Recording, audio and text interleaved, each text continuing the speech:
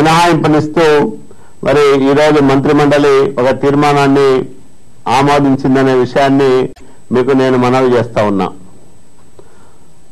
అట్లాగే వివిధ పట్టణాల్లో ఆక్రమణలకు గురైన ప్రభుత్వం నుంచి అభ్యంతరాలు లేని భూముల్లో జరిపిన నిర్మాణాలను క్రమబద్ధీకరించుకోవడానికి కూడా దానికి కొంత వెసులుబాటు ఇచ్చాం వాళ్ళకి. దానికి కొంత బెటర్మెంట్ ఛార్జెస్ అట్లా వాళ్ళకి నిబంధనల ప్రకారం మరి వాటిని క్రమబద్ధీకరించడానికి కూడా ఈరోజు మంత్రిమండలి ఆమోదం తెలిపింది. అట్లాగే సమాజంలో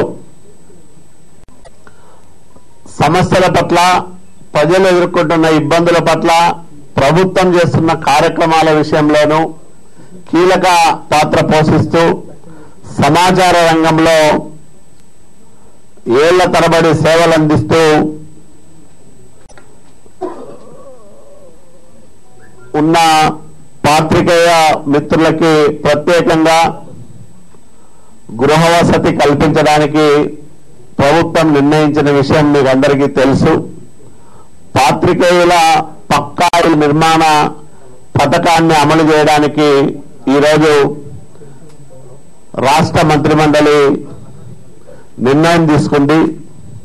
ఇప్పటికే రాష్ట్ర ఆర్థిక శాఖ దీనికోసం 100 కోట్ల రూపాయలు కేటాయించిన విషయం మీ అందరికీ తెలుసు. గ్రామీణ ప్రాంతాల్లో ప్రస్తుతం అమల్లో ఉన్న ఎన్టీఆర్ గ్రామీణ గృహ నిర్మాణ పథకంలో వీళ్ళని లబ్ధిదారులుగా చేర్చి ఇప్పుడు ఇస్తున్న 1,50,000 రూపాయలకు అదనంగా మరో 1,00,000 రూపాయలు జోడించి, అంటే సమాచార పౌర సంబంధాల శాఖ ద్వారా మరో 1,00,000 రూపాయలు వాళ్ళకి అదనపు సబ్సిడీ ఇచ్చి ఇల్లు నిర్మించి ఇవ్వాలని అనుకుంటా ఉన్నాం.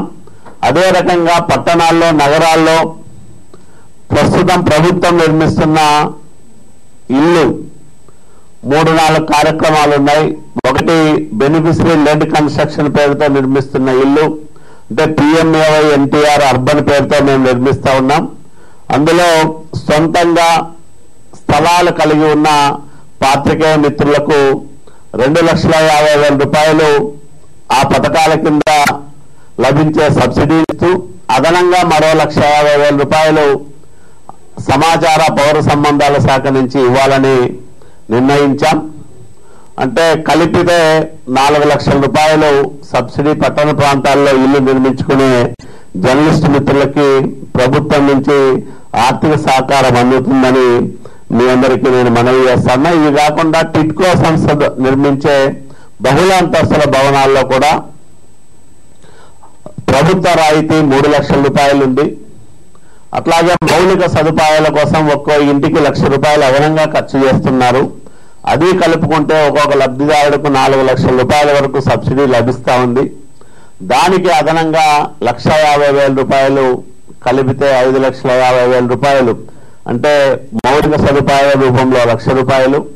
అట్లాగే నేరుగా ఇంటి నిర్మాణం కోసం 4,5 లక్షల కలిపితే 5,5 లక్షల రూపాయలు సబ్సిడీ రూపంలో మరి జర్నలిస్టుల మిత్రులకి పట్టణాల్లో, నగరాల్లో నివసించే స్థలాలు లేని జర్నలిస్టుల మిత్రులు ఈ కార్యక్రమాల్ని మరి సద్వినియోగం చేసుకోవాల్సిందిగా నేను మీకు విజ్ఞప్తి చేస్తా ఉన్నా. అట్లాగే రాష్ట్రంలో ఒక సమీకృత పునరుత్పాదక ఇంధన ప్రాజెక్ట్ IREP బహుశా దేశంలోనే ఇదొక పెద్ద ప్రాజెక్ట్ అవుతుంది. ఇది కర్నూలు జిల్లా పాణ్యం మండలం పిన్నాపురం దగ్గర ఏర్పాటు కాబోతా ఉంది. ఇందులో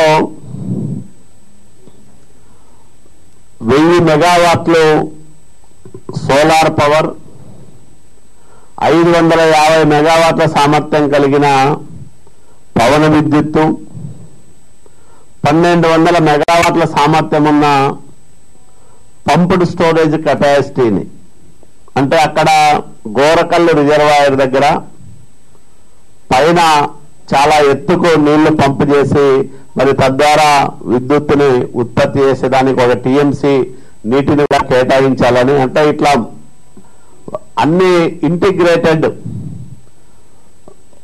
పవర్ ప్రాజెక్ట్ ఒకటి ఒక మోడల్ గా రాష్ట్రంలో గ్రీన్కో సంస్థ ఏర్పాటు చేయడానికి ముందుకొచ్చింది.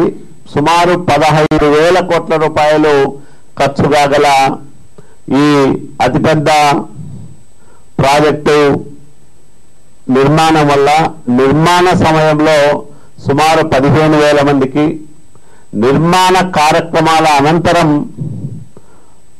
ఉత్పత్తి ప్రారంభమైన తర్వాత 3,000 మందికి ఉపాధి అవకాశాలు లభించడానికి ఆస్కారం ఏర్పడుతుంది. గోరకల్లు రిజర్వాయర్ నుంచి పారిశ్రామిక నీటి సరఫరా పాలసీ ఒకటి ఏదైతే ఉందో మన రాష్ట్రంలో ఇప్పటికీ అమల్లో ఉందో ఆ పాలసీ కింద మరి 1 టీఎంసీ నీటిని సమకూర్చేదానికి కూడా ప్రాథమికంగా జలవనరుల శాఖ ఆమోదం తెలిపింది. రెవెన్యూ శాఖ నిర్ణయించిన ధరకు సుమారు 4,766 ఎకరాల భూమిని ఈ ప్రాజెక్టు కోసం కేటాయించడానికి కూడా ఈరోజు మరి మంత్రిమండలి ఆమోదం తెలిపిందని కూడా మీకు నేను మనవి చేస్తా ఉన్నా. అట్లాగే ఐటీ పాలసీ కూడా 2014-20ని మరి కొంత మారుస్తూ 2018-20, 2020 వరకు మారుస్తూ ఒక నిర్ణయం తీసుకోవడం జరిగింది. దీనివల్ల ఏమంటే ఎక్కువ మంది ఇప్పుడు ప్రభుత్వమే అనేక చోట్ల మౌలిక సదుపాయాలు కల్పించి మరి ఐటీ పరిశ్రమలను ఆకర్షించి అక్కడ ఆ పరిశ్రమలను నెలకొల్పడానికి అన్ని రకాలుగా మరి దోహదపడతా ఉంది. అట్లా కాకుండా ప్రైవేటు వ్యక్తులు కూడా ఇప్పుడు ఏదైతే ప్రభుత్వం తరఫున అమలవుతున్న పాలసీలో ఇస్తున్న రాయితీలు ఏవైతే ఉన్నాయో వాటిని ఇతరులకు కూడా ఎక్స్టెండ్ చేసి ఎక్కువ పెట్టుబడులను ఆకర్షించి మరి ఈ రంగంలో అధిక ఉద్యోగాల కల్పనకు చర్యలు తీసుకోవాలని ఆ శాఖ చేసిన ప్రతిపాదనని ఈరోజు కేబినెట్లో ఆమోదించాం. ఈ సవరించిన పాలసీ ప్రకారం జిఎస్డిపిలో ఐటీ రంగం వాటా 6,500 కోట్లు ఉండాలని, సంవత్సరానికి 1,00,000 ఉద్యోగాలు రావాలనేది లక్ష్యం. దీని ద్వారా మరి రాష్ట్రంలో విస్తృతంగా ఐటీ రంగంలో పరిశ్రమలు ఏర్పాటయ్యేదానికి అవకాశాలు మెరుగవుతాయి. అట్లాగే కర్నూలులో ఏర్పాటైన అబ్దుల్ హక్ యూనివర్సిటీ కోసం ఈ టీచింగ్ నాన్ టీచింగ్ స్టాఫ్ కి నియమించడం కోసం ఈరోజు మరి అనుమతించాం. 35 మంది టీచింగ్ స్టాఫ్, దీంట్లో ప్రొఫెసర్లు, అసోసియేట్ ప్రొఫెసర్లు, మిగతా టీచింగ్ స్టాఫ్ అంతా ఉంటారు. 4 బోధనేతర సిబ్బందిని కూడా నియమించుకోవడానికి మరి ఆ యూనివర్సిటీకి వెసులుబాటు ఇవ్వడం జరిగింది. బోధనా సిబ్బంది రెగ్యులర్ గాను, బోధనేతర సిబ్బంది అవుట్ సోర్సింగ్ విధానంలోనూ నియమించుకోవడానికి వాళ్ళకు అనుమతి ఇవ్వడం జరిగింది. అట్లాగే రాష్ట్రంలో ఏదైతే బీసీ కార్పొరేషన్, అట్లాగే వివిధ వెనుకబడిన వర్గాలకు సంబంధించిన ఫెడరేషన్లు ఏవైతే ఉన్నాయో వాటికి అదనంగా ఇప్పటికే ఈబీసీ కార్పొరేషన్ ఒకటి ఏర్పాటు చేయాలని నిర్ణయం తీసుకున్న విషయం మీకు తెలుసు. ఈ కార్పొరేషన్ కి మేనేజింగ్ కమిటీని, సిబ్బందిని నియమించుకోవడానికి ఈరోజు బీసీ వెల్ఫేర్ డిపార్ట్మెంట్ కి మరి అనుమతి ఇవ్వడం జరిగింది. అట్లాగే విశాఖ జిల్లా మధురవాడలో ఫ్రాంక్లిన్ టెంపుల్టన్ సంస్థకి 40 ఎకరాలు భూమిని కేటాయించడానికి మంత్రిమండలి ఆమోదం తెలిపింది. తిరుమల తిరుపతి దేవస్థానం వారు విశాఖ జిల్లా అరకు మండలం ఫణిరంగని గ్రామంలో వెంకటేశ్వర స్వామి దివ్యక్షేత్రం కమ్యూనిటీ హాల్ నిర్మించేదానికి 10 ఎకరాల స్థలాన్ని మరి టీటీడీకి కేటాయించడం జరిగింది. అక్కడ వాళ్ళు ఆ ప్రాంగణంలో మరి ఒక మంచి ఆలయ సముదాయాన్ని నిర్మించడానికి వాళ్ళు తగిన చర్యలు తీసుకుంటారని ఈ సందర్భంగా మీకు నేను మనవి చేస్తా ఉన్నా. అట్లాగే అబ్దుల్ కలాం IIITకి ప్రకాశం జిల్లా పామూరు మండలం దూబగుంట బుక్కాపురం గ్రామాల్లోని 208 ఎకరాల భూమిని కేటాయించాం. అలాగే ఇండస్ట్రియల్ పార్క్ కోసం చిత్తూరు జిల్లా వెంకటాపురంలో 98.37 ఎకరాల భూమిని ఏఐసిసికి ఇచ్చాం.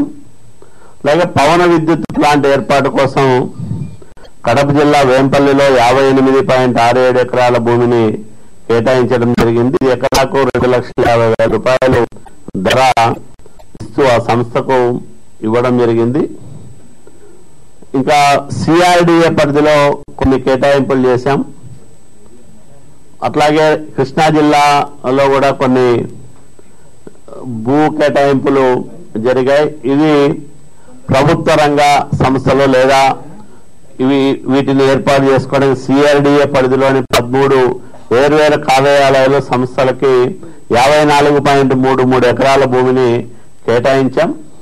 అదే కాకుండా కృష్ణా జిల్లా గన్నవరం మండలం కొండపావులూరు గ్రామంలో state disaster response force institute ఏర్పాటు కోసం 10 ఎకరాలు కేటాయించాం.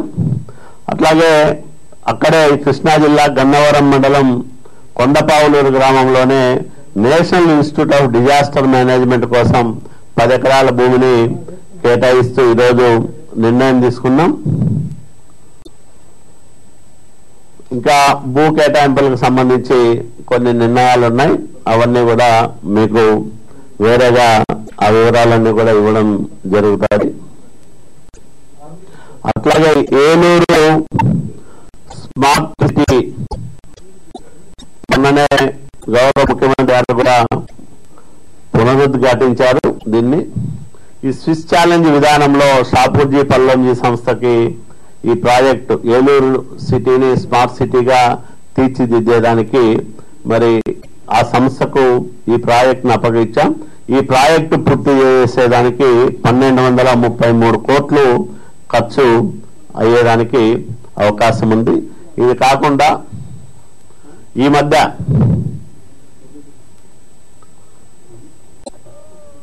ఆంధ్రప్రదేశ్ రాష్ట్ర విభజన చట్టం అమలుకు సంబంధించి కేంద్ర ప్రభుత్వం ప్రదర్శిస్తున్న అత్యంత నిర్లక్ష్య ధోరణి, ఒక రకంగా కక్షాపూరిత వైఖరి, దాని మీద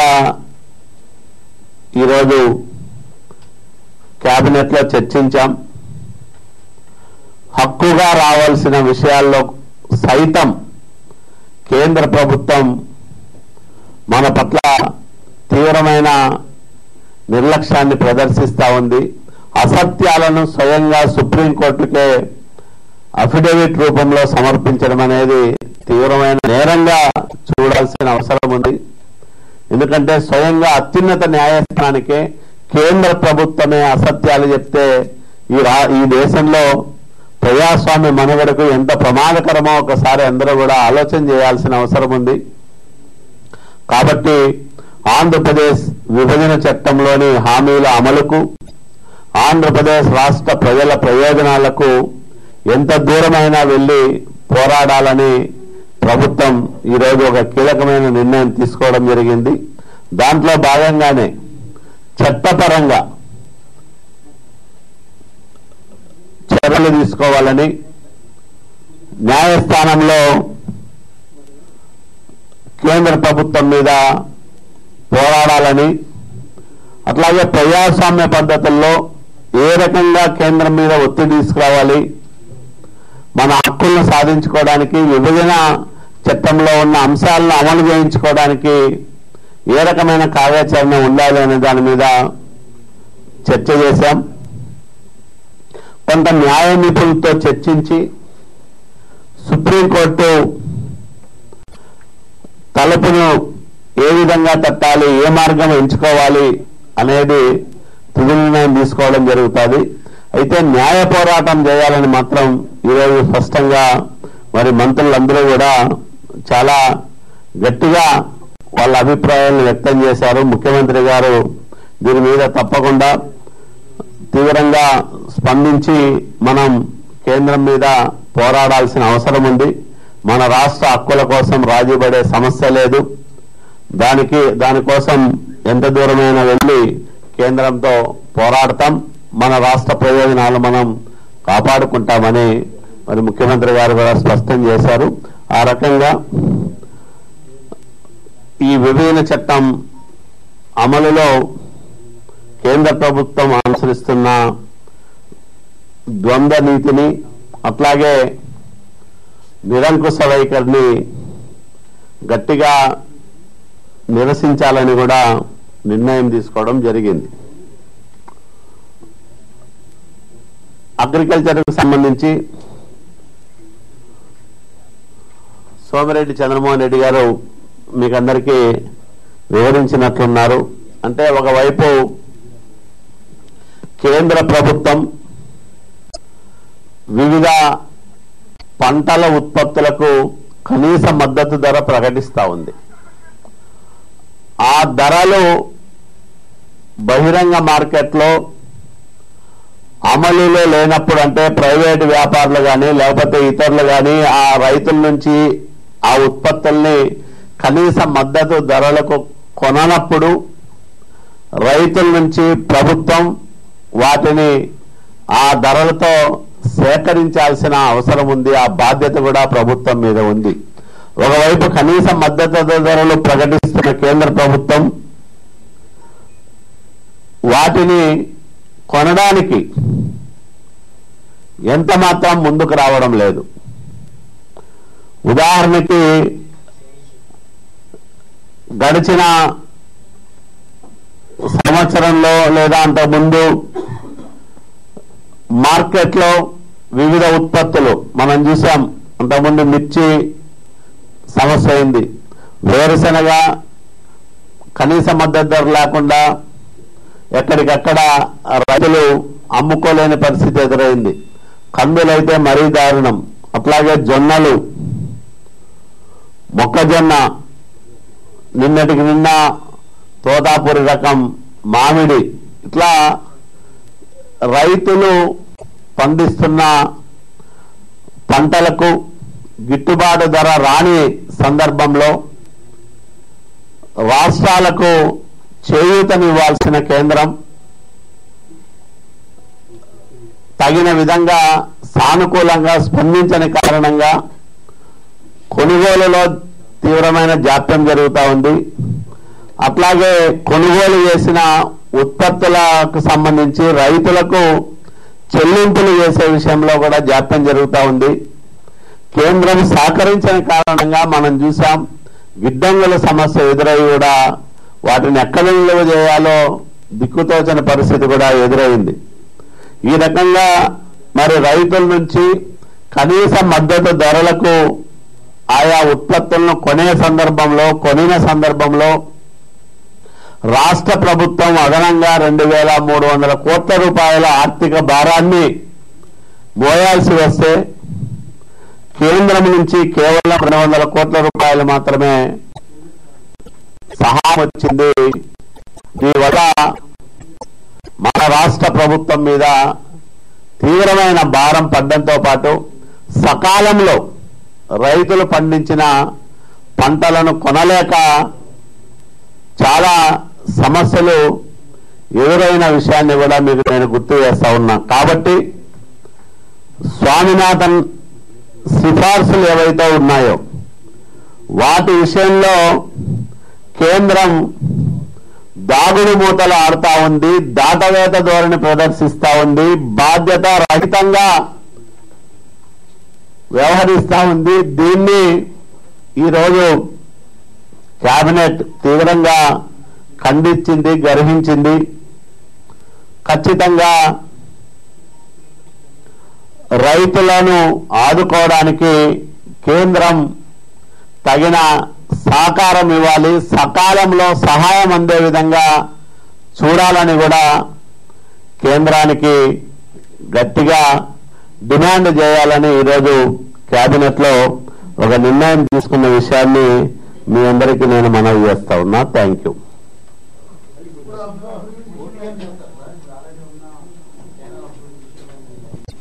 ఇప్పుడు కేంద్రంతో ఎమ్మెల్సీ తెలంగాణకు సంబంధించిన కాంగ్రెస్ పార్టీ నాయకుడు సుధాకర్ రెడ్డి గారు సుప్రీంకోర్టులో దాఖలు చేసిన పిటిషన్కి సంబంధించి 9 మంది రెస్పాండెంట్స్ ఉన్నారు. మనం కూడా రాష్ట్ర ప్రభుత్వం కూడా ఒక రెస్పాండెంట్గా ఉన్నాం. కాబట్టి మన వాదనను వినిపించేదానికి ఆ కేసులో ఒక అవకాశం ఉంది. కేంద్రం దాఖలు చేసిన కౌంటర్ అఫిడవిట్లలో ఇప్పటికీ 3 అఫిడవిట్లు దాఖలు చేసింది. 3 అఫిడవిట్లలో ప్రధానమైన అంశాలు ఆంధ్రప్రదేశ్ రాష్ట్ర విభజన చట్టానికి సంబంధించిన అంశాలు ఏవైతే ఉన్నాయో వాటిలో అత్యంత ప్రధానమైనది ఆర్థిక లోటు. ఆర్థిక లోటు 16,000 కోట్లుగా మనం ఎప్పటి నుంచినా అడుగుతా ఉన్నాం. కానీ కేంద్ర ప్రభుత్వం సింపుల్గా 4,000 పైచిలు కోట్ల లెక్కను చూపించి 3,900 కోట్లు ఇచ్చాం, ఇంకా చిన్న మొత్తం ఇస్తే సరిపోతుందని చేతులు దులిపేసుకునే ప్రయత్నం చేస్తూ ఉంది. దాంతోపాటు రాజధాని నిర్మాణం అమరావతికి సంబంధించి మనం ఆశించింది కొండంత, మనకిచ్చింది రవ్వంత. అందులో కూడా మళ్ళీ తిరకాసు. మనకిచ్చింది 15,000 కోట్లే అయితే విజయవాడ గుంటూరు మున్సిపల్ కార్పొరేషన్లకు ఇచ్చిన 1000 కోట్లు, అక్కడ 500 ఇక్కడ 500, ఆ 1000 కోట్లు అమరావతికి అత్యవసరంగా ఉంది వాడుకుంటామంటే కూడా అనుమతి ఇవ్వని కేంద్రం, అక్కడ మాత్రమే ఖర్చు పెట్టాలా, మున్సిపల్ కార్పొరేషన్లకు అది ఇచ్చామా డబ్బులు అని చెప్పిన కేంద్రం ఆ మొత్తాన్ని కలిపి 2,500 కోట్లు ఇచ్చినట్లు చూపెడతా ఉంది. ఇది చాలా అన్యాయం. స్వయంగా ప్రధానమంత్రిగా అభ్యర్థిగా నరేంద్ర మోడీ గారు, ప్రధానమంత్రిగా నరేంద్ర మోడీ గారు అనేక సందర్భాల్లో ఢిల్లీని తలదన్నే రాజధానిని ఆంధ్రప్రదేశ్ రాష్ట్రానికి నిర్మించి ఇస్తామని, దానికి కేంద్రం సంపూర్ణంగా సహకరిస్తుందని చెప్పిన ప్రధానమంత్రి గారు, కేంద్ర ప్రభుత్వంలో పెద్దలు ఈరోజు అమరావతి నిర్మాణానికి కనీస సహాయం కూడా చేయకోకుండా మరి ఈ రకంగా కక్షగట్టి మన పట్ల వ్యవహరిస్తా ఉన్నారంటే దీన్ని మనమందరం కూడా తీవ్రంగా వ్యతిరేకించాల్సిన అవసరం ఉంది. ఆ రకంగానే మరి మనం మన వాదనని సుప్రీంకోర్టుకు వినిపించబోతా ఉన్నాం.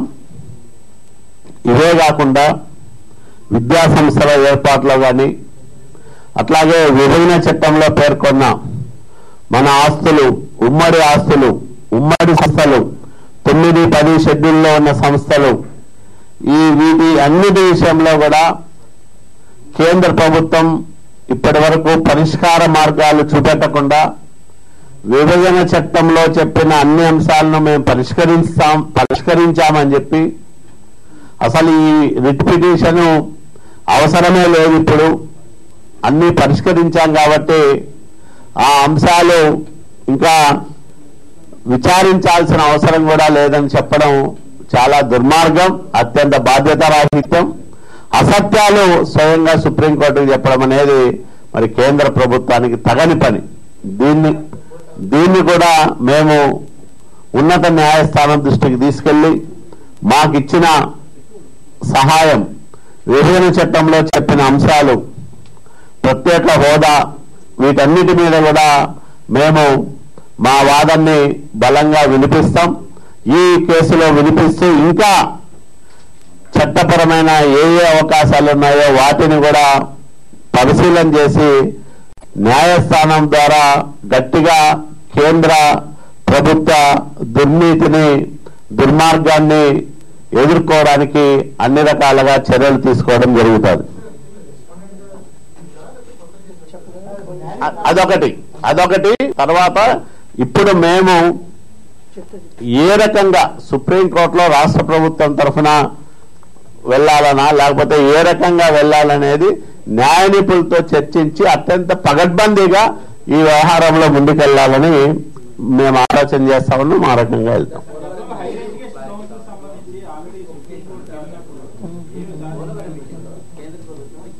లో 2014 బైపర్టేషన్ ముందున్నటువంటి లెక్కల ప్రకారమే మేము 100% ఇరిగేషన్ కాంపోనెంట్ వరకు కడతామని చెప్తాను. ఆ తర్వాత పోలవరానికి సంబంధించి ఇప్పటికే కేంద్ర ప్రభుత్వం పలు సందర్భాల్లో వాళ్ళు స్పష్టంగా చెప్పడం జరిగింది. గడ్కరీ గారు కూడా 2013 భూసేకరణ చట్టం ఏదైతే ఉందో పెద్ద ఎత్తున సహాయ పునరావాస కార్యక్రమాలకు ఖర్చు చేయాల్సిన అంశం మీద కూడా గతంలోనే చెప్పడం జరిగింది. కాబట్టి ఇరిగేషన్ కాంపోనెంట్ అంటే ఎక్స్క్లూడింగ్ పవర్ ప్రాజెక్టు తప్ప అదేదో ఇంకా మిగతావి అటు ఇటు అనేవి ఉండవు. Irrigation component means excluding power project అనేదే మరి భావన. కాబట్టి ఆ రకంగానే మనకు రావాల్సిన మరి మొత్తం నిధులను మనకు సమకూర్చాల్సిన బాధ్యత చట్ట ప్రకారంగా కేంద్ర జాతీయ ప్రాజెక్టుగా ప్రకటించిన కేంద్ర ప్రభుత్వం మీద ఉంటుంది. ఆ రకంగా సహాయం రావాలని మనం డిమాండ్ చేస్తా ఉన్నాం.